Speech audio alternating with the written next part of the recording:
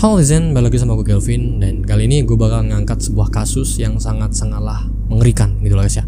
Dimana kasus ini tuh terjadi pada sekitar 9 abad yang lalu, tepatnya di tahun 1930-an gitu loh guys ya. Kasus ini terjadi di Amerika sana dan sangatlah jadi kasus yang terpenting. Bahkan sampai sekarang pun polisi belum tahu dan belum mengungkap kasus ini sama sekali gitu loh guys ya. Belum tahu dan kasus ini belum terungkap sampai sekarang gitu loh guys ya. Kasus ini tuh terjadi di Amerika sana, dimana Amerika pada tahun 1930-an itu mengalami krisis yang sangat besar, krisis ekonomi dan depresi yang sangatlah dalam gitu loh guys ya, yang sangatlah parah gitu lah pada tahun tersebut gitu loh guys ya. Banyak kasus itu terjadi di wilayah Kingsbury Run, Cleveland, Amerika Serikat sana. Pada kurun waktu 4 tahun terjadi sebuah kasus pembunuhan yang dimana semuanya itu berjumlah 13 korban yang ditemukan semuanya meninggal dalam keadaan yang sangat mengenaskan, dimana semua korbannya tuh meninggal dengan tanpa kepala dan tubuh yang sudah nggak pernah utuh gitu guys ya. Jadi polisi tuh menyimpulkan bahwa kasus ini tuh dilakukan dalam kurun waktu 4 tahun dan dalam 4 tahun tersebut banyak terjadi korban sampai pada akhirnya polisi tuh memutuskan untuk membakar wilayah tersebut gitu guys ya. Ibaratnya gini, jadi orang-orang tuh semua yang ada di wilayah tersebut, atau kita sebutnya di dalam Indonesia tuh sebuah desa atau enggak sebuah kota gitu lah guys ya. Kota di Indonesia ya bukan di Amerika Serikat sana kata jadi kasus kayak gitu lah guys ya, sampai belum ditemukan dan belum terungkap gitu ya. Bahkan sampai sekarang pun belum terungkap gitu ya guys ya. Polisi itu akhirnya depresi. Jadi dari masa tepatnya tuh tahun 1934 sampai tahun 1938, 4 tahun ya, 4 tahun dalam kurun waktu itu pembunuhan berantai tersebut terjadi, dan polisi yang menangani kasus tersebut atau detektif yang menangani kasus tersebut juga hampir depresi gara-gara nggak ngerti gimana lagi cara nyari pelakunya ini ya gitu. Jadi susah banget ditemukan gitu, sampai sekarang pun masih belum terungkap kayak gitu. Aku bakal memulai sebuah kasus ini dimana terjadi di tahun 1935. Itu ditemukan seorang mayat wanita, ya dimana wanita ini tuh tubuhnya tuh udah nggak utuh lagi gitu guys ya. Jadi kepalanya nggak ada, terus juga kakinya nggak ada, semelutnya nggak ada, dan lain-lain gitu guys ya. Saking banyaknya korban yang hilang tanpa kepala dan bagian tubuh yang gak pernah utuh lagi gitu guys ya. Sampai kasus ini tuh dinamakan The Torso Murder ya, atau biasa disebut The Cleveland Torso Murders gitu. Dan awal kali kejadian ini ditemukan di wilayah Kingsbury Run, dimana wilayah ini sangatlah kumuh dan tempat tinggal orang-orang yang gak mampu gitu lah ya. Jadi di tempat di wilayah itu banyak banget orang yang depresi, banyak banget orang yang kehilangan pekerjaan karena krisis ekonomi yang sangat besar di Amerika sana pada tahun 1930-an tersebut gitu lah ya. Jadi orang-orang tuh banyak banget tuh yang depresi dan segala macam gitu lah ya. Sampai tingkat kejahatannya tuh meningkat banget gitu lah ya. Dan terkenalnya kejahatannya tersebut gara-gara itu ditemukannya seorang wanita usianya itu sekitar 30 tahunan, dan dimana ditemukannya itu tanpa kepala ya, dan bahkan tubuh yang gak utuh gitu guys ya. Bahkan kakinya tuh nggak ada, kepotong gitu guys ya. Itu menjadi puncak awal terkenalnya itu tempat, yang dimana tempat itu nanti bakalan dihanguskan sama kepolisian gitu guys ya. Jadi wanita ini tuh nggak utuh banget ya pas ditemuin. Jadi kepalanya udah nggak ada, terus lagi badannya udah dipotong-potong, kakinya dan lain-lain udah nggak ada sama sekali gitu guys ya. Jadi polisi tuh beberapa hari kemudian tuh menemukan beberapa bagian tubuhnya yang hilang tersebut gitu guys ya. Dan sampai sekarang pun kepala dari wanita tersebut tuh belum ditemukan gitu lah. Jadi yang ditemukan tuh hanya sebatas bagian-bagian tubuh tertentu gitu lah. Dan wanita ini tuh dijuluki sebagai Lady of Lake. Tapi selain begitu polisi tuh nggak bilang kalau kasus ini tuh kasus pertama, bahkan masih belum tahu motif dari kejahatan ini apa gitu lah ya. Dan sampai pada akhirnya pada tahun 1935 gitu lah. Pada tahun 1935 tuh ada seorang dua remaja cowok menemukan mayat yang terpotong-potong juga gitu guys ya. Jadi terpotong-potong juga, bahkan tanpa kepala juga gitu. Bagian tubuhnya udah hilang juga. Sama persis dengan kasus yang pertama terjadi tahun 1934. Sampai akhirnya otopsi ditemukan. Jadi sampai pada akhirnya polisi itu menemukan beberapa bagian tubuhnya dan menyimpulkan kalau pria ini tuh berusia sekitar 20 tahunan gitu lah ya. Dan gak gitu juga, tubuhnya tuh udah tampak dibersihkan gitu lah. Jadi tubuhnya tuh udah dibersihin gitu lah. Pas dia ditemukan tuh tubuhnya udah bersih gitu lah, dari bekas darah itu udah nggak ada lagi dan udah dibersihin lah intinya, habis dicuci gitu lah, habis dipotong-potong dia ditemukannya habis dicuci gitu lah. Jadi mayat ini tuh ditemukan hanya dengan satu kaos kaki doang dan tangannya udah lebam-lebam gitu lah guys ya. Polisi menyimpulkan kalau itu mayat ditemukan dalam keadaan kayak gitu dan bahkan disiksa, mungkin ya disiksa dulu, diikat gitu tangannya dua, karena polisi tuh menemukan bekas ikatan di tangannya gitu loh ya.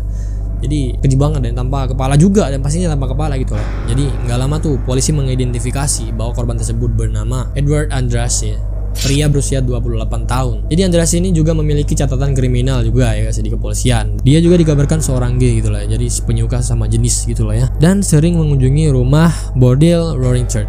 Polisi juga kemudian menemukan mayat kedua. Pada mayat kedua ini polisi juga menemukan bahwa kepalanya udah nggak ada lagi gitu lah ya, sama nggak ada lagi. Usianya tuh sekitar 40 tahunan dan persis banget sama dua orang yang sudah dibahas tadi gitu lah di tahun-tahun sebelumnya maksudnya ya.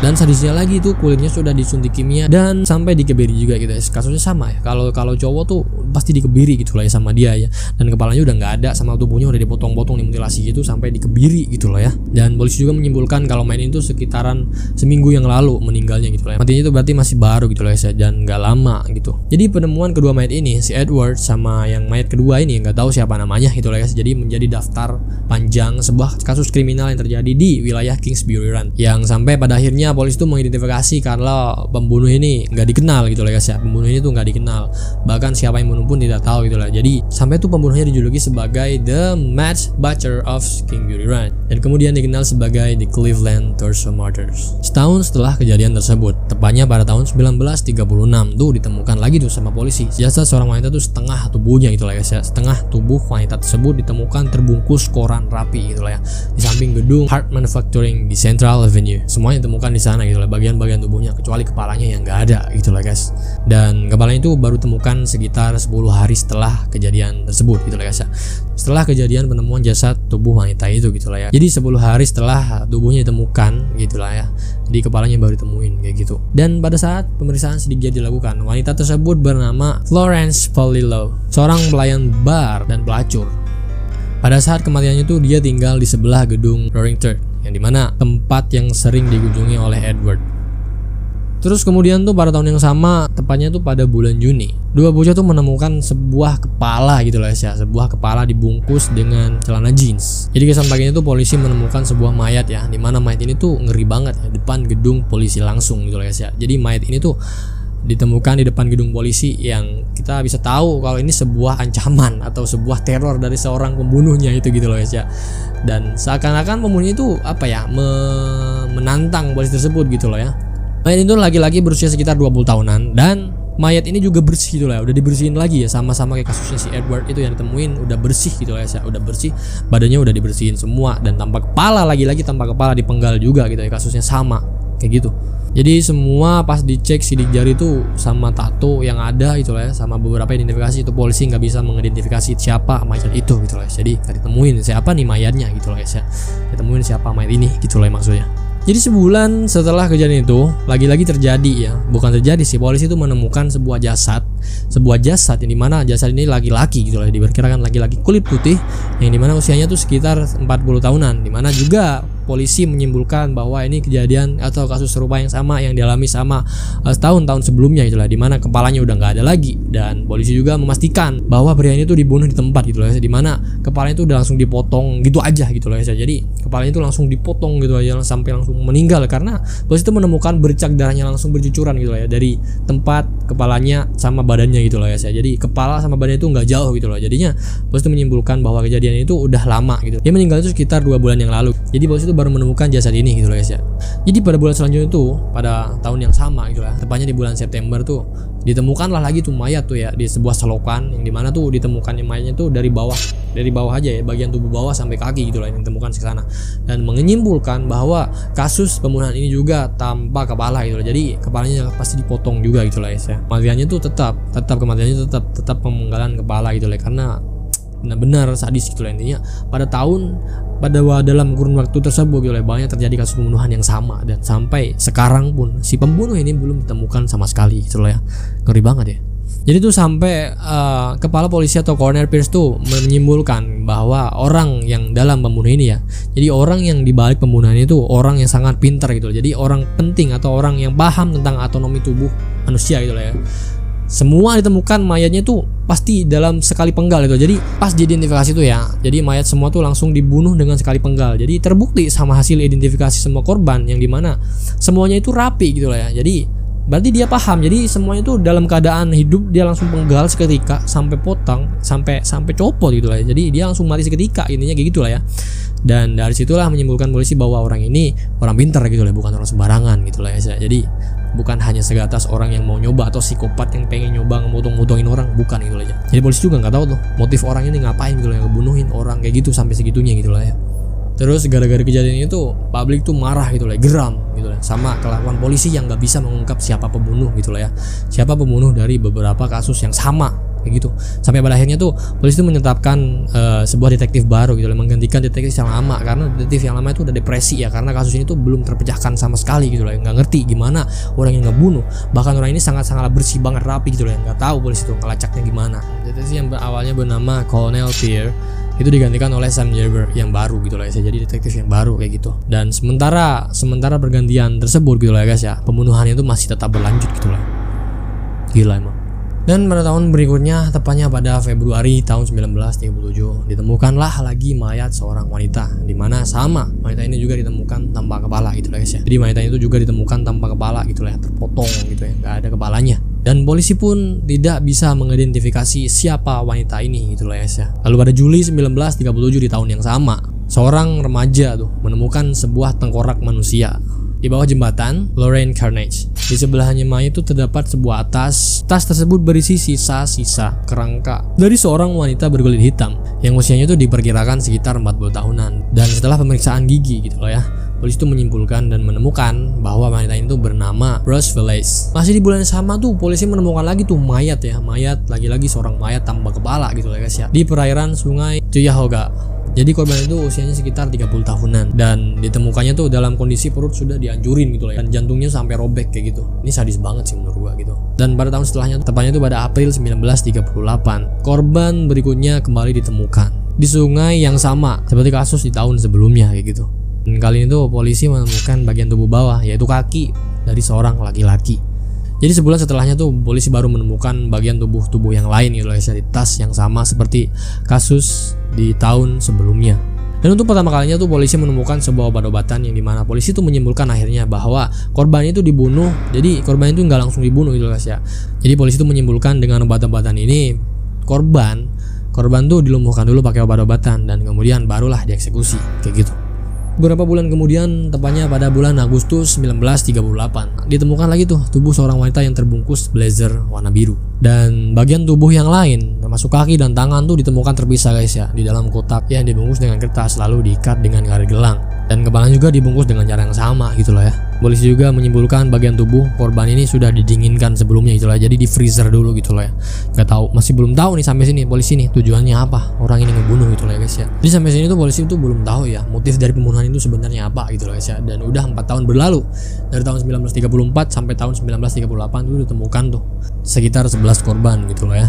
Dan saat itu polisi melakukan pencarian bagian tubuh yang lain gitu lah dari seseorang yang meninggal ini gitu lah ya. Polisi itu akhirnya menemukan sisa jasad yang ditemukan yang hanya berjarak beberapa meter dari kantor kepolisian tersebut gitu lah ya. Seakan-akan tuh apa ya, pembunuh itu sedang mengejek polisi karena kasusnya tuh belum ditemukan sampai sekarang. Bahkan udah sampai 11 korban, sampai 12 korban ya, sorry.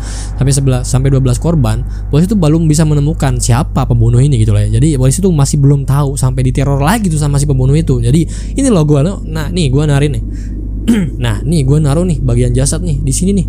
Kalian gimana sih kerjanya? Digituin gitu lah ya. Jadi diejek gitu lah sama nih pembunuh gitu lah ya. Jadi polisi itu belum menemukan siapa seseorang di balik kasus pembunuhan ini gitu lah ya. Nah, pada tanggal 18 Agustus 1938, akhirnya tuh polisi memutuskan dan di tengah malam mengusir sekitar 300 penduduk yang ada di sana, lalu membakar habis wilayah tersebut kayak gitu guys.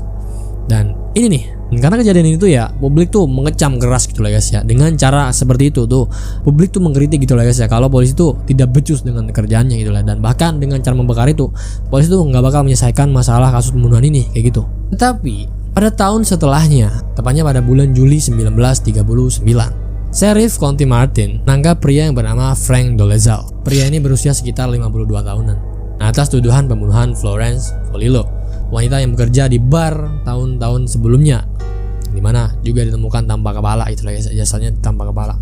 Dolezal tuh diketahui tuh bahwa Dolezal tuh tinggal sama pelayan itu selama beberapa waktu gitu loh ya.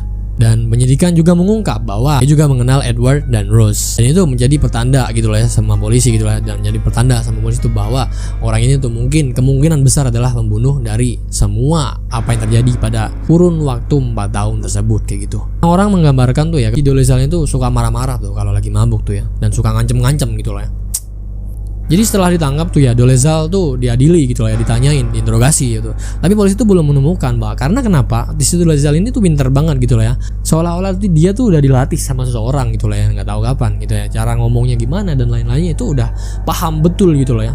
Dan dari sini pun polisi tuh makin curiga sama nih orang gitu loh ya. Namun pas pada saat waktu menghadapi pengadilan, si Dolezal itu udah ditemukan mati gitu lah ya, ditemukan mati meninggal dalam keadaan gantung diri maksudnya gitu.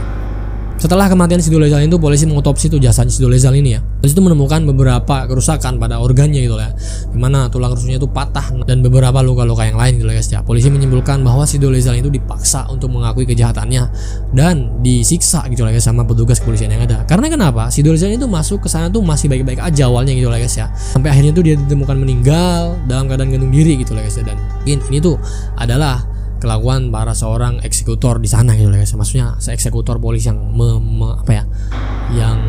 menginterogasi di sana gitu dengan cara kekerasan kayak gitu. Jadi polisi di sana tuh yang sangat yakin banget tuh adalah kepala staf kepolisian di sana gitu lah, yang sangat yakin bahwa si pria ini yang dijuluki sebagai the torso murder itu gitu lah ya, si Dolezal ini maksudnya. Namun gak berhenti sampai situ aja. Beberapa waktu kemudian tuh polisi lagi menangkap seseorang dokter yang bernama Francis Sweeney. Dia diyakini tuh sebagai the torso murder ya. Ya sebelumnya tuduhan itu terhadap Dolezal gitu lah ya. Jadi Sweeney itu adalah mantan prajurit perang pada Perang Dunia ke-1 gitu lah ya. Dan dia tuh bertugas sebagai seorang dokter yang mengamputasi prajurit di lapangan gitu lah ya. Dia tuh secara pribadi diwawancara langsung tuh LENES tuh, atau sebutannya tuh di Indonesia sebagai NES tuh, sebuah lembaga keamanan gitu. Dan dia tuh diberikan dua tes poligraf yang terpisah. Tapi dia gagal dalam tes tersebut gitu lah. Namun setelahnya Sweeney ini diidentifikasi bahwa dia tuh memiliki penyakit mental gitu loh ya. Dan petugas kepolisian di sana tuh yakin banget nih kalau si Sweeney ini adalah orang yang sebenarnya di balik kasus pembunuhan orang tanpa kepala gitu loh ya. Jadi polisi tuh terus menekan Sweeney nih, suruh ngaku gitu loh ya. Dan di sisi lain juga si Sweeney ini adalah sepupu dari anggota Kongres Martin Sweeney. Hal ini juga tuh jadi masalah yang baru gitu lah. Apalagi tuh setelah itu si Sweeney ini nih menyerahkan diri tuh kepada ke tempat lembaga mental gitu lah ya. Jadi dia sukarela untuk menyerahkan dirinya kalau dia lagi kena gangguan jiwa gitu lah, kena gangguan mental gitu lah ya. Jadi dia menyerahkan dirinya sendiri gitu lah ya ke lembaga itu. Dan secara kebetulan juga tuh selama Sweeney masuk di sana dan selama si Dolezal itu mati gitu lah ya, gak ada lagi tuh kasus pembunuhan lagi tuh, gak ada lagi kasus pembunuhan di wilayah Kingsbury Run itu, karena juga di sana juga udah dibakar habis tuh sama polisi wilayahnya gitu guys ya, tanpa menyisakan sedikit pun gitu. Dan kasus tersebut sampai ditutup ya pada tahun 1938 dan gak ada informasi lebih lanjutnya lagi gimana kelanjutan kasus tersebut gitu ya. Dan bahkan sampai sekarang pun belum terungkap siapa motif dan pelaku di balik pembunuhan 13 orang tanpa kepala dan bagian tubuh yang udah dipotong-potong tersebut apa gitu. Temuan terbaru itu terjadi pada tahun 2011 lalu, yang dimana putri dari mendiang detektif yang sebelumnya menangani kasus tersebut gitu lah ya, menghubungi museum kepolisian tuh di wilayah Cleveland itu. Dengan informasi dia tuh memiliki salinan file yang berisi informasi penting tentang hasil otopsi dari beberapa korban dan termasuk catatan dari rumah sakit jiwa dan beberapa hasil wawancara dengan si Sweeney ini kayak gitu. Jadi bahkan sampai sekarang pun kasus ini tuh belum terpecahkan sama sekali itu lah ya. Dan kasus ini tutup akhirnya pada tahun tersebut gitu lah ya, dan gak pada diungkap lagi. Tapi kasusnya tuh menarik banget buat dibahas gitu lah ya. Motifnya sampai sekarang pun belum temukan apa motif dibalik pelaku tersebut kayak gitu. Selesai sudah gue nih bercerita tentang hal yang sangat-sangatlah rumiah banget itu lah ya. Jadi gue harap cerita kasus yang gue bawain sekarang ini sangatlah memberi informasi buat para kalian gitu lah ya, terutama buat para psikopat yang ngapain gitu lah ya guys ya. Dan kasus ini juga mengajarkan kita bahwa jadi petugas kepolisian juga tuh sangat-sangat susah gitu ya, dimana mengungkap kasus dengan cara yang kayak gitu, apalagi di tahun-tahun tersebut gitu lah, susah dan minimnya teknologi gitu lah buat mengidentifikasi semua korban. CCTV pun kalau ada di zaman tersebut nggak bakal ada gitu lah ya. Dan ini tuh menyulitkan polisi tuh mencari pelaku di balik pembunuhan pemenggalan kepala. Sekian, gue Gavin dan gue pamit. Terima kasih.